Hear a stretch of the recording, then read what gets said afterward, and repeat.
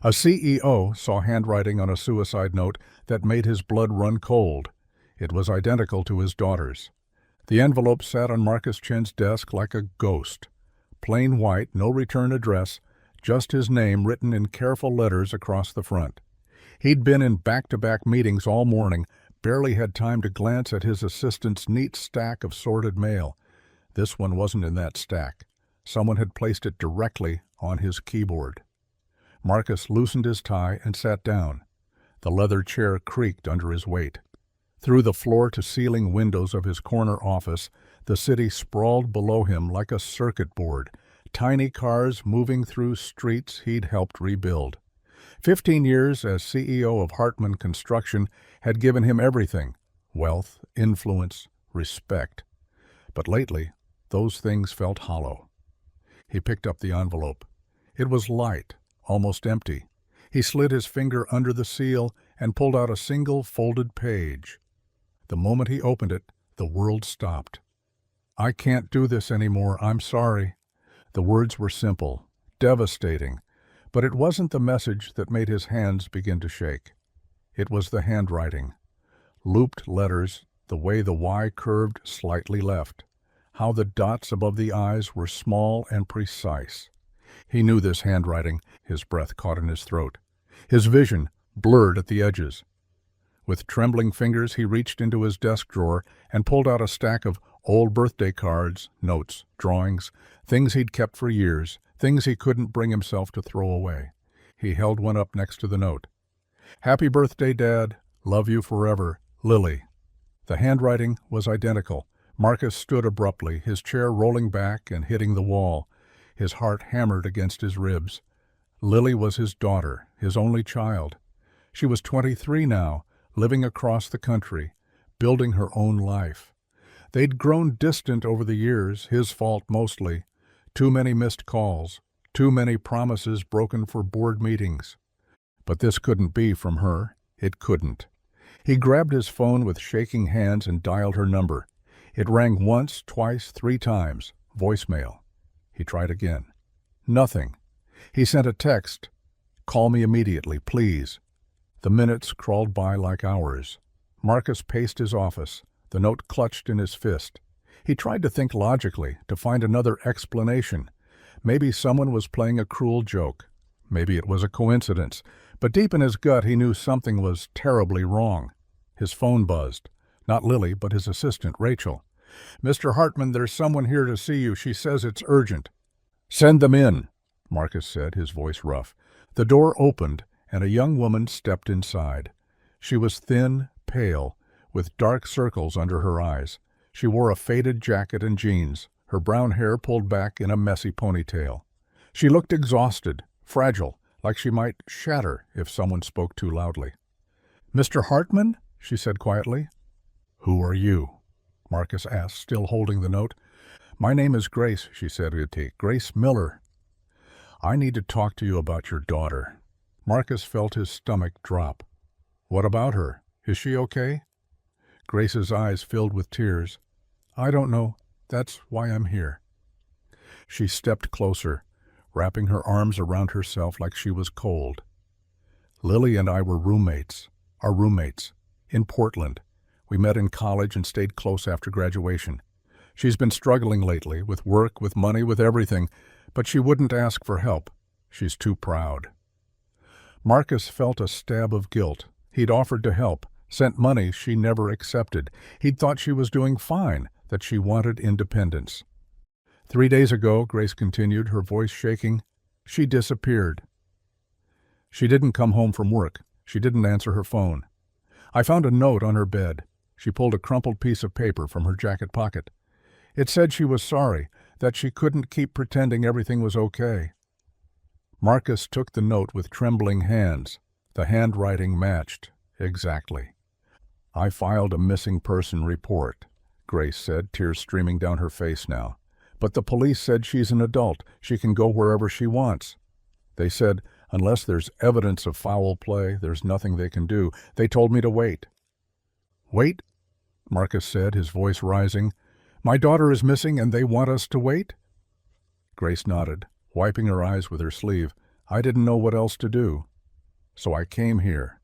I looked up your company, got on a plane, showed up without calling because I didn't think you'd see me. But you have resources, connections. Maybe you can find her when I can't." Marcus stared at the note in his hands, then at the one on his desk. 2 suicide notes, both in his daughter's handwriting, both filled with the same quiet desperation. "How did this get on my desk, he asked, holding up the envelope. Grace shook her head. "I don't know. I only have the one she left at the apartment. Maybe she mailed it before she disappeared." Marcus's mind raced. If Lily had sent a note here, if she'd taken the time to write to him specifically, then maybe, just maybe, she was still reachable.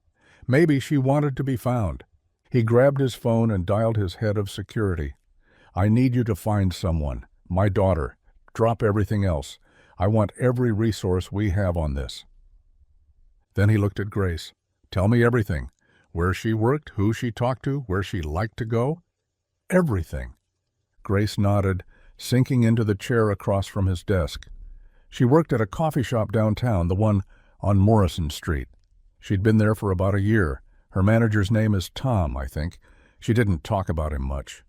"What about friends? A boyfriend?" "No boyfriend," Grace said. "She kept to herself mostly. After college, she pulled away from everyone. I was probably her only real friend left, and even I didn't know how bad things had gotten until I found the note."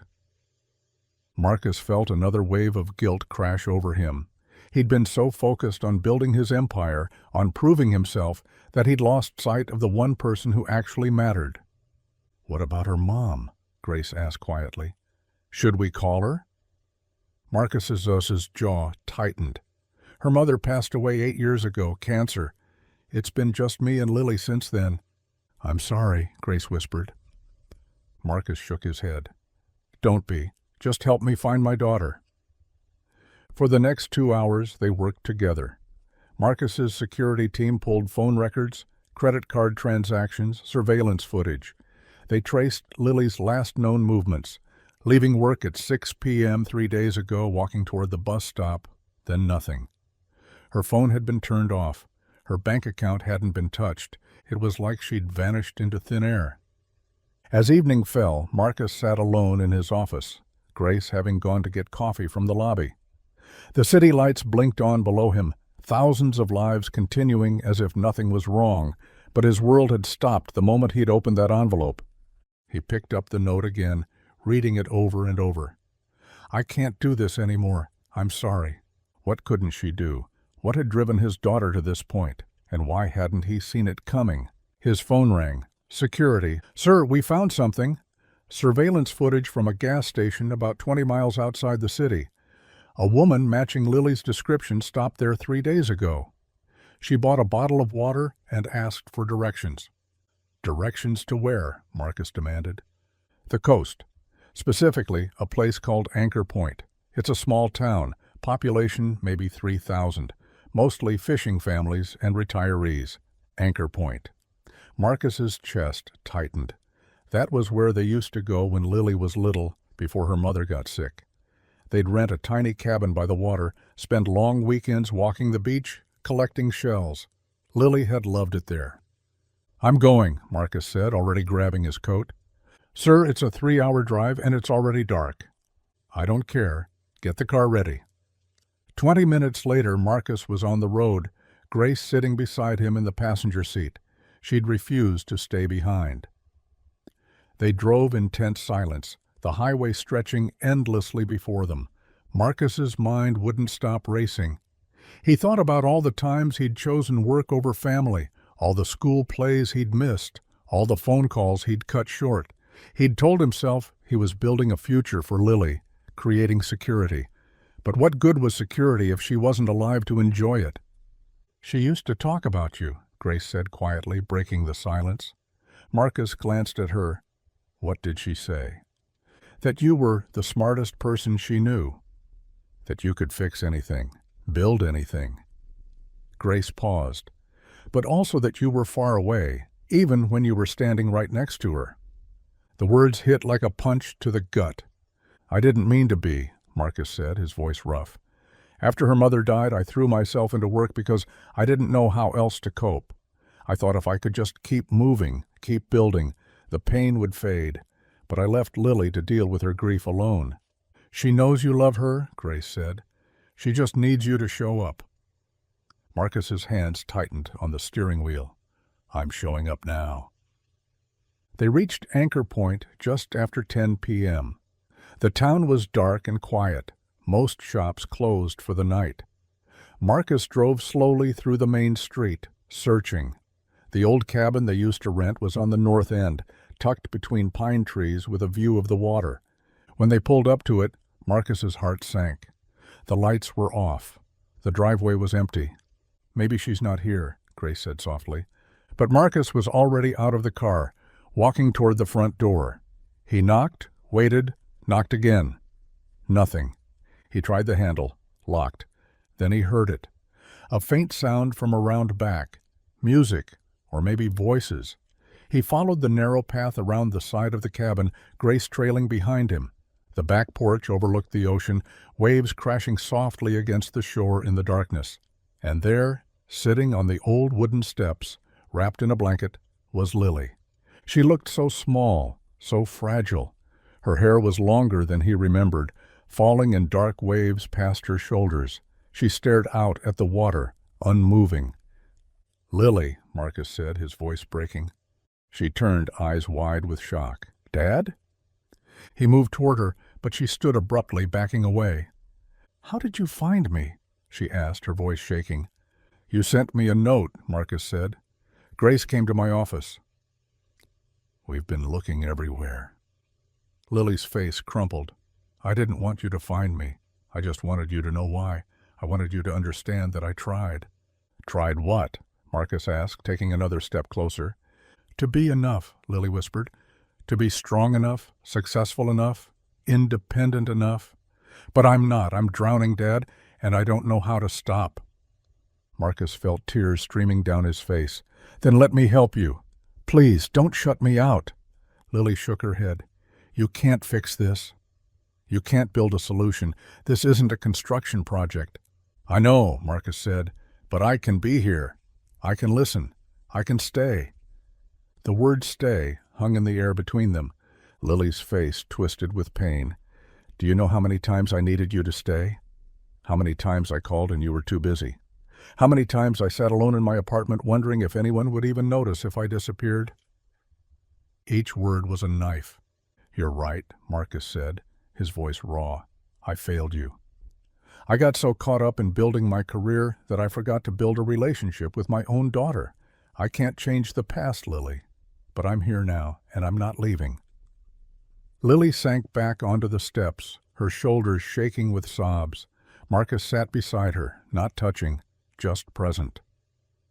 Grace stood quietly by the corner of the porch, giving them space. For a long time they sat in silence, listening to the waves. Finally, Lily spoke, her voice barely audible. I lost my job 2 months ago. I couldn't afford rent. I was too ashamed to tell you. I thought if I could just figure it out on my own, if I could just prove I didn't need anyone, then maybe I'd finally be worth something. Marcus's heart broke all over again. You don't have to prove anything. You're my daughter. That's enough. You're enough. Lily turned to look at him, her eyes red and swollen. I wrote those notes because I didn't see another way out. I felt like such a failure, like everyone would be better off without me dragging them down. That's not true, Marcus said firmly. Grace flew across the country to find you. I dropped everything the second I read your note. You matter, Lily. You matter so much. She leaned her head on his shoulder, exhausted. I'm so tired, Dad. I know, he whispered, wrapping his arm around her. I know, but you don't have to do this alone anymore. They sat there until the sky began to lighten, the first hints of dawn painting the horizon in shades of pink and gold. Marcus looked out at the ocean, the same view he'd shared with his wife and daughter all those years ago. Back then, life had seemed so simple, so full of promise. Now it felt fragile, precious, in a way he'd never fully understood until this moment. What happens now? Lily asked quietly. Marcus took a deep breath. Now we go home.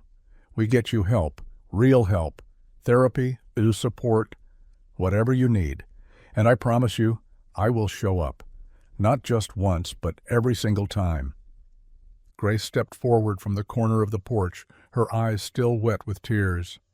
You can stay with me as long as you need, she said softly. The apartment is yours too, Lily. It always has been. Lily looked up at her friend, then back at her father. I don't know if I can go back to Portland. Everything there reminds me of how badly I failed.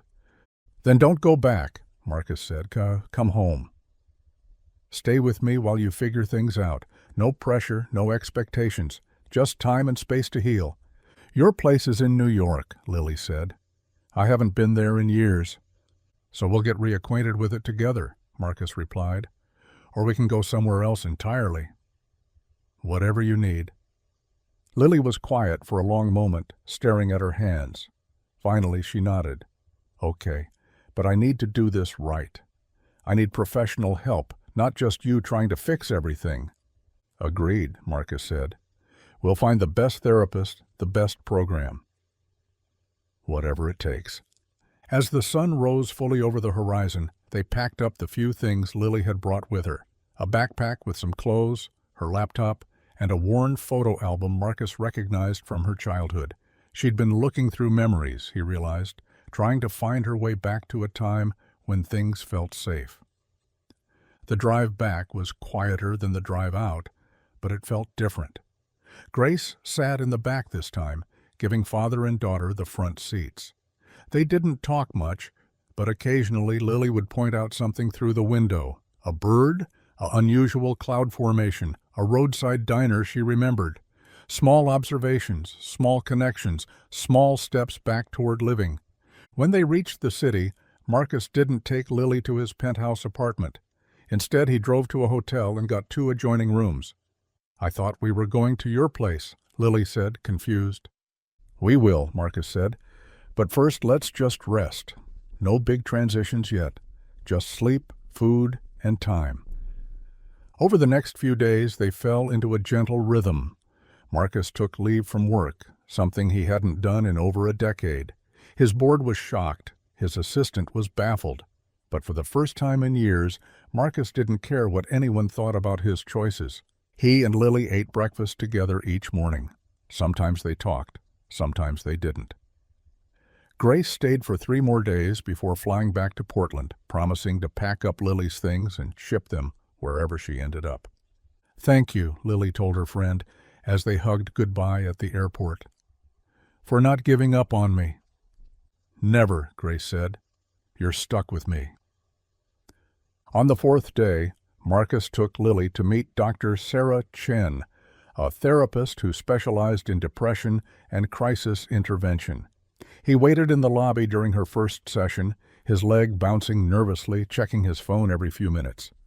When Lily emerged an hour later, her eyes were red, but her shoulders seemed lighter. How was it? Marcus asked carefully.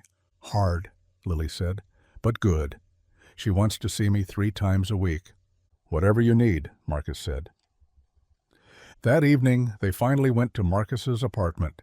It was everything Lily remembered, sleek, modern, and impersonal. Floor-to-ceiling windows, expensive furniture, artwork chosen by an interior designer. It looked like a showroom, not a home.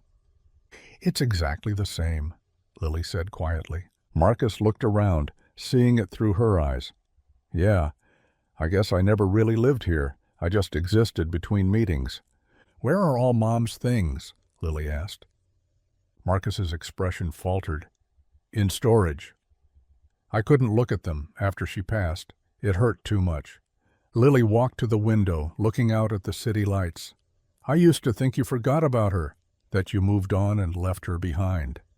Never, Marcus said, his voice thick. Not for a single day. I just didn't know how to remember her without falling apart. Maybe it's time we both learned, Lily said. The next day they drove to the storage facility together. Unit 217, climate-controlled, filled with boxes Marcus hadn't opened in 8 years. They sat on the concrete floor, going through them one by one. Photo albums, clothing that still smelled faintly of her perfume, books with her handwriting in the margins. A box of Lily's school projects her mother had saved. Report cards, drawings, a clay handprint from kindergarten. She kept everything, Lily whispered, holding up a certificate from a spelling bee she'd won in 3rd grade. She was so proud of you, Marcus said. We both were. R.A. They found her mother's jewelry box, and inside a letter addressed to Lily. I didn't know this was here, Marcus said as Lily opened it with shaking hands. The letter was dated 2 weeks before her mother died. My dearest Lily, if you're reading this, it means I'm gone. I wish I could be there to watch you grow up, to see the amazing woman you'll become. But since I can't, I want you to know a few things. First, you are enough, exactly as you are.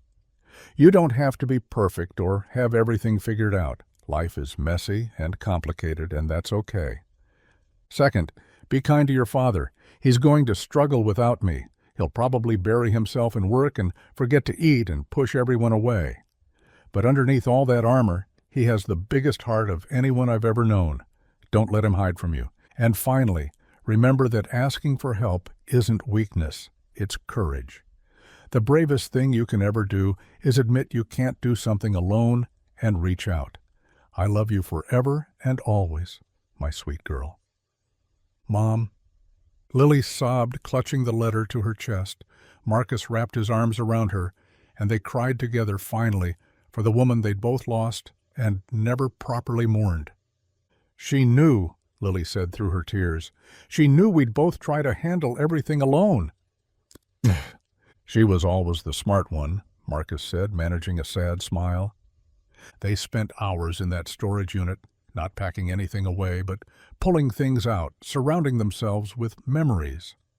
When they finally left, they took 3 boxes with them, photos, letters, and small treasures they wanted back in their lives. That night, Marcus's sterile apartment began to transform. Photos went up on the walls. A blanket her mother had knitted was draped over the couch. Small touches of warmth and history crept back in. Over the following weeks, Lily continued therapy. Some days were better than others. She had moments of brightness, followed by crashes of despair. But slowly, gradually, the darkness began to lift. Marcus learned to read her moods, to know when she needed space and when she needed company. He learned to listen without trying to fix, to be present without hovering. One afternoon, about 6 weeks after Anchor Point, Lily emerged from her room with her laptop. I've been thinking, she said, sitting at the kitchen table. I want to do something meaningful, not just get another job to pay bills, but actually make a difference. Marcus set down his coffee. What are you thinking? Mental health advocacy, Lily said. There are so many people like me who feel alone, who don't know where to turn. I want to create resources, support groups, maybe even a hotline, something that could have helped me before things got so bad. Marcus felt pride swell in his chest. That's a beautiful idea. I know I'm not qualified yet, Lily said quickly. I'd need training, certifications, probably a degree in counseling or social work. It would take years. So we'll take years, Marcus said simply. I'll support you however you need. Lily bit her lip. I don't want your money to be the reason I succeed. I need to do this myself. Marcus nodded slowly, understanding. What if Hartman Construction starts a charitable foundation focused on mental health? You could run it, build it from the ground up. We'd provide initial funding, but you'd be responsible for grants, fundraising, programming. It would be real work, real responsibility. Lily's eyes brightened. You'd trust me with that? I'd trust you with anything, Marcus said. You're the strongest person I know, Lily. You went to the darkest place imaginable and found your way back. That takes more strength than building 1,000 skyscrapers. Tears filled her eyes. I don't feel strong. That's because you're still healing, Marcus said gently. But strength isn't about never falling down. It's about getting back up, even when everything in you wants to stay down. 2 months later, the Hartman Hope Foundation officially launched.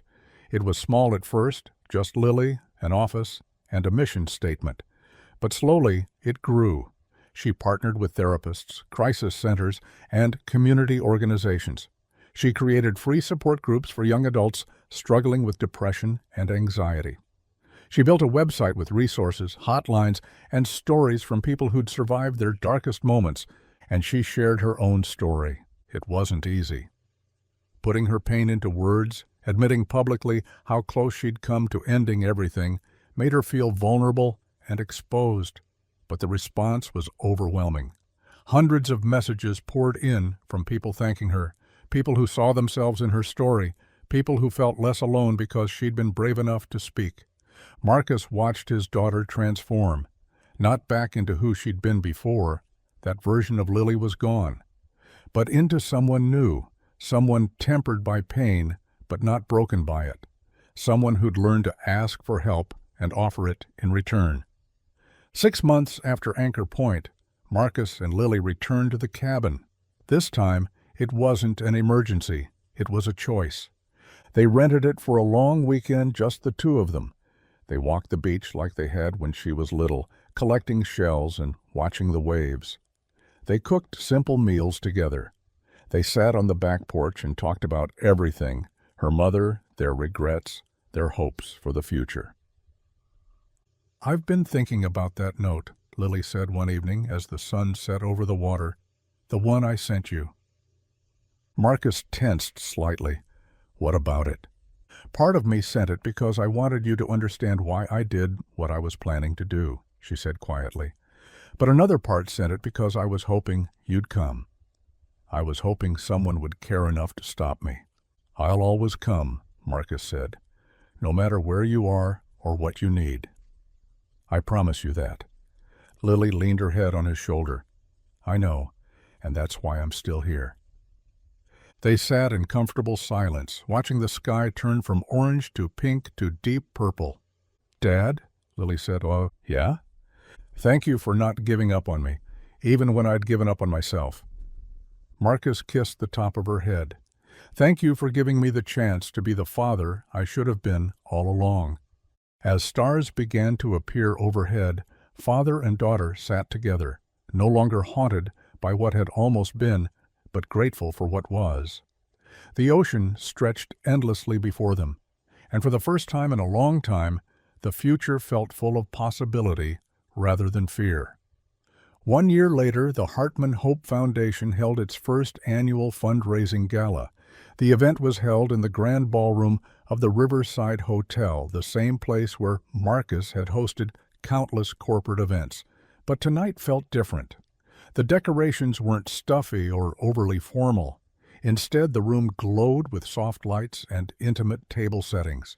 Photos lined the walls, snapshots from support group meetings, handwritten thank you notes from people the foundation had helped, images of hope and healing. Lily stood at the entrance, greeting guests. She wore a simple navy dress and her mother's pearl necklace. Her hair was pulled back, and she looked radiant, healthy, alive. Marcus watched her from across the room, his heart full. The event drew an unexpected crowd, not just wealthy donors, but therapists, social workers, survivors, families who'd lost loved ones to suicide, and young people who'd found help through the Foundation's programs.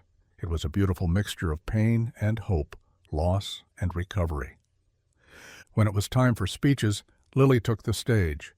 Her hands trembled slightly as she gripped the microphone, but her voice was steady. "A year and a half ago," she began, "I sat on a beach and prepared to say goodbye to the world. I'd written notes. I'd made plans.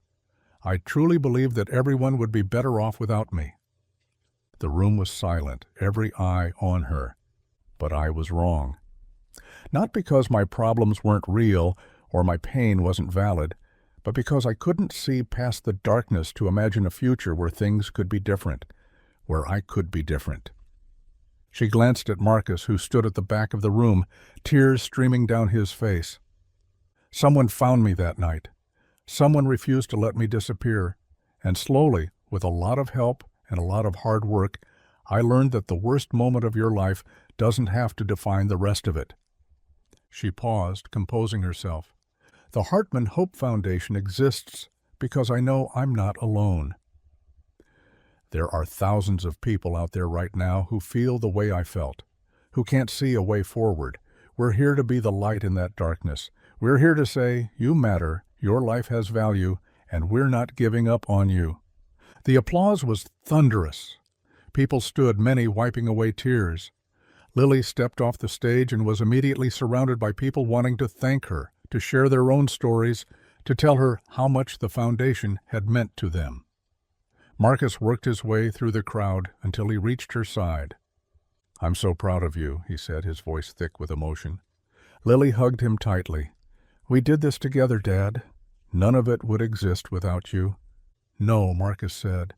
"You did this. I just made sure you had the resources. Everything else, the vision, the heart, the courage to turn your pain into purpose, that's all you." Later that evening, after most guests had left, Lily found Marcus sitting alone at one of the tables, staring at a photo on the wall. It was from a support group meeting, a circle of young people holding hands, their faces showing a mixture of vulnerability and strength. "What are you thinking about?" Lily asked, sitting beside him. "Your mother," Marcus said. "How proud she'd be of you." "Of us?" "I think about her every day," Lily said, "especially when things get hard. I remember that letter she wrote about asking for help being courage, not weakness. That's what saved me, Dad. Finally learning to ask for help." Marcus nodded. "She was always wiser than me." "She loved you, though," Lily said with a small smile, "even with all your workaholic tendencies." "And I loved her," Marcus said, "more than I knew how to show. I think that's my biggest regret, not telling the people I love how much they mean to me until it's almost too late." Lily took his hand. "It's not too late now." "No," Marcus agreed, it's not." They sat together in the quiet ballroom, surrounded by evidence of lives changed and hope restored. The foundation had helped over 300 people in its first year. 300 people who might not be alive if Lily hadn't survived her darkest night. 300 families spared the grief Marcus had almost experienced.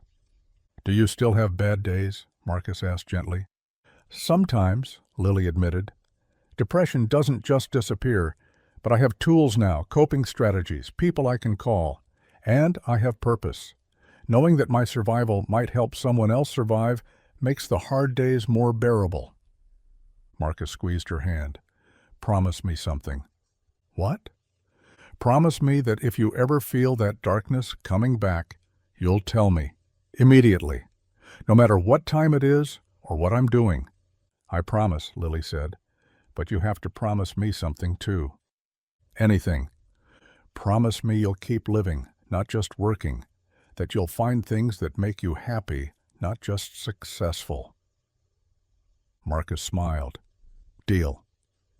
As they left the ballroom that night, walking through the quiet hotel lobby, Marcus felt a sense of peace he hadn't experienced in years.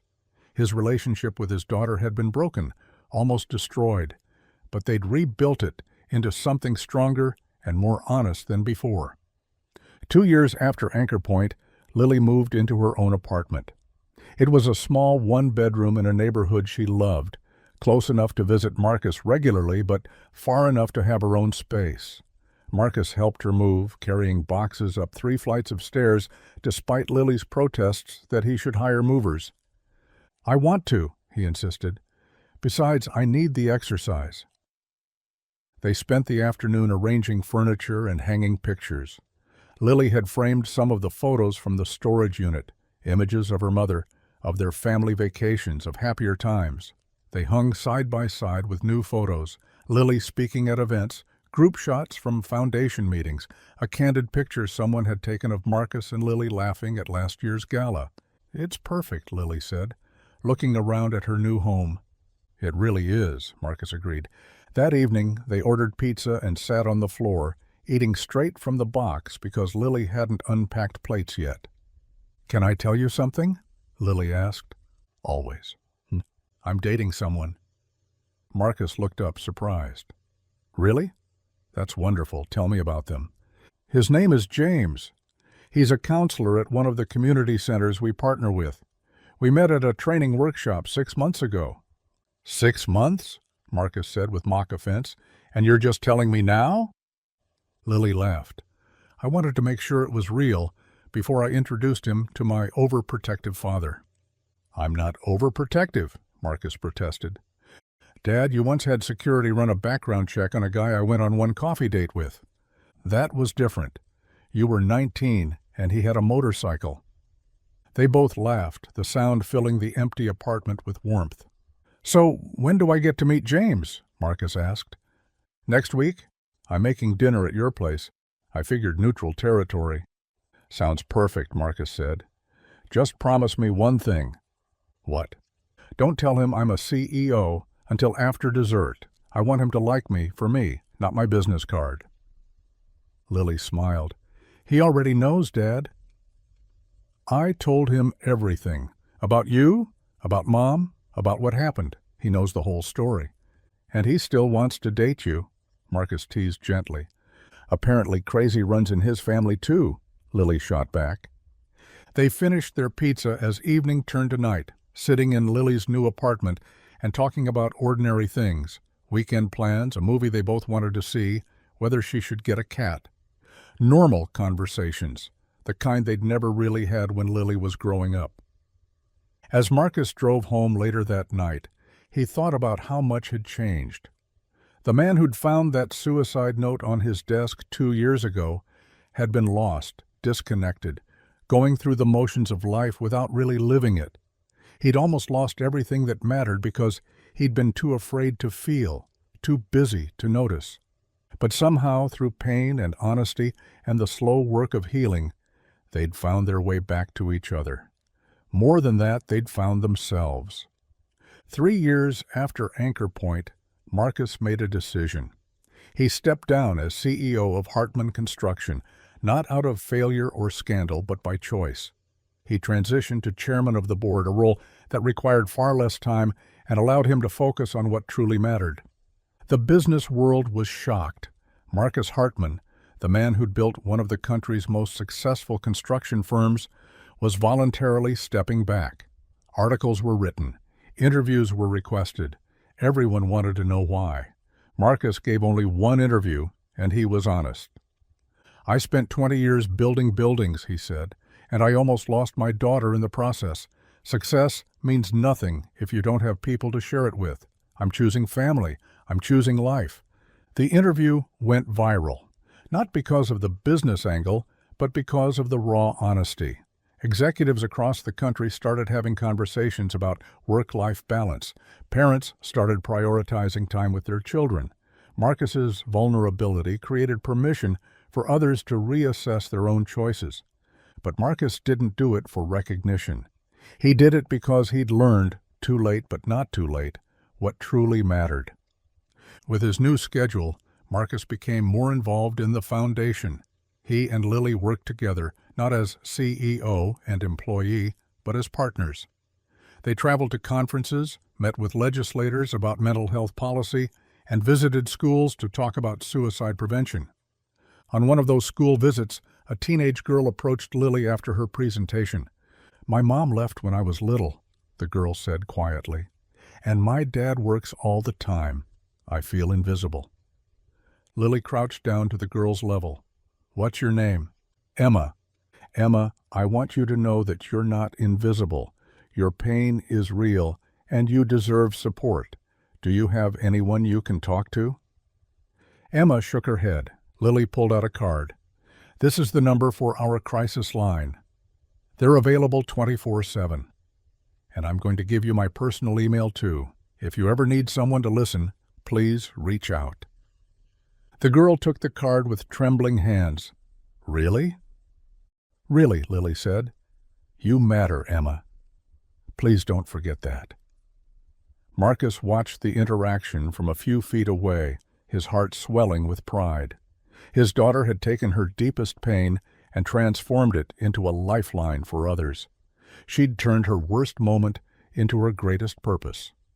4 years after Anchor Point, Lily called Marcus with news.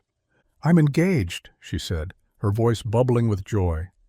Marcus felt tears spring to his eyes. "James." "Of course, James. Who else?" "When did he propose?" "Last night. We were at Anchor Point, actually, on the beach. He said he wanted to propose at the place where I chose to keep living." Marcus had to pull over because he couldn't see through his tears. "I'm so happy for you, sweetheart." "Will you walk me down the aisle?" Lily asked. "It would be the greatest honor of my life," Marcus said. The wedding was small and intimate, held in a garden with close friends and family. Grace was there, serving as Lily's maid of honor.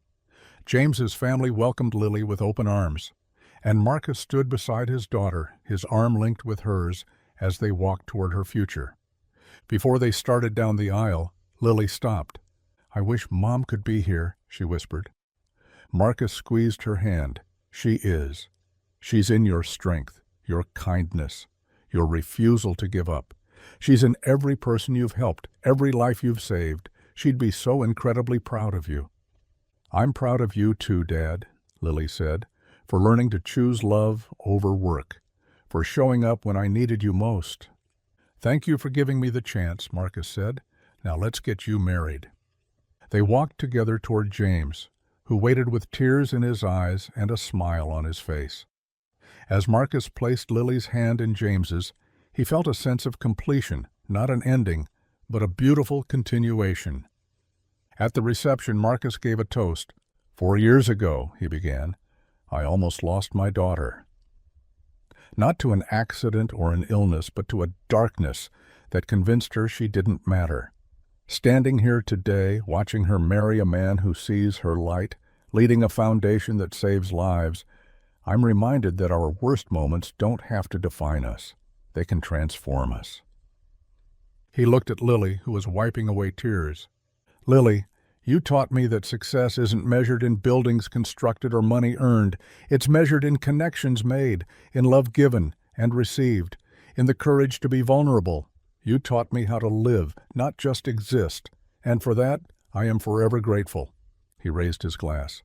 "To Lily and James, may your love be strong, your laughter be frequent, and your life together be full of light." The guests raised their glasses, and Marcus sat down beside an empty chair where a framed photo of Lily's mother rested, surrounded by flowers. "We did it," he whispered to the photo. "She's happy. She's safe. She's loved." Years continued to pass, marked not by corporate milestones, but by family dinners, foundation achievements, and quiet moments of connection.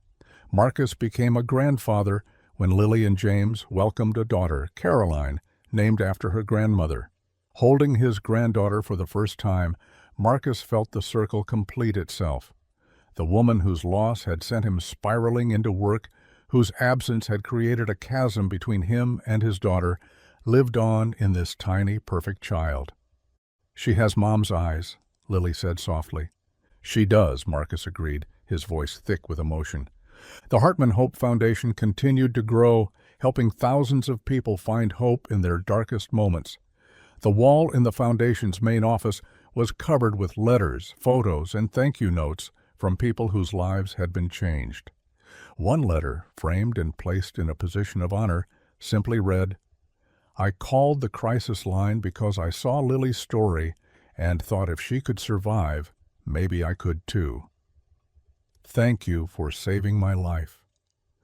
On the 5th anniversary of the Foundation's launch, Marcus and Lily returned once more to Anchor Point. It had become a tradition, a pilgrimage to the place where everything had changed. They sat on the back porch of the cabin, watching the sunset just like they had that first night. "Do you ever think about what would have happened if I hadn't sent you that note?" Lily asked. "Every day," Marcus admitted, "and I'm grateful beyond words that you did." "I think about it too," Lily said, "not with regret, but with wonder. How one choice, one moment of reaching out, changed everything." Marcus nodded. "You saved yourself, Lily." "That note was your way of asking for help. even when you thought you didn't want it. That took more courage than you know. We saved each other, Lily said. I was drowning, and you were barely breathing. We pulled each other back to life. They sat in comfortable silence as the sky turned from gold to pink to purple. In the distance, they could hear Caroline's laughter as James chased her through the grass. "Thank you, Dad," Lily said softly. "For what?" "For not giving up, for showing up, for choosing me." Marcus put his arm around his daughter.